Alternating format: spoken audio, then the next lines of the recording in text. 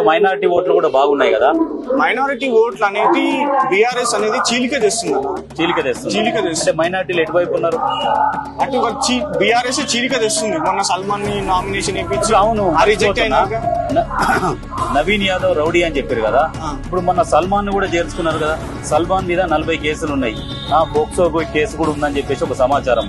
ఇవన్నీ కేసులు ఉన్నాయి. ఇప్పుడు నవీన్ యాదవ్ రౌడీ అన్నారు. మరి ఈ సల్మాన్ ఎట్లా చేర్చుకున్నారు బీఆర్ఎస్?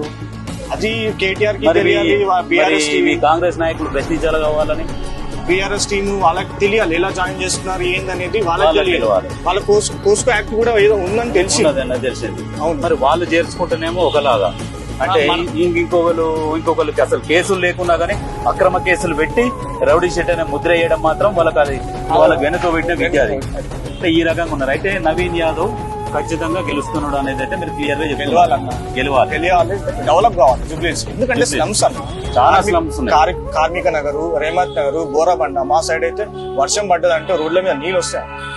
డ్రైనేజ్ అయితే పొంగి పొరుతుంది. గతంలో మాగంటి గోపీనాథ్ డెవలప్మెంట్ చేయలేదు. డెవలప్మెంట్ చేస్తే గెలిపిస్తారు అన్న.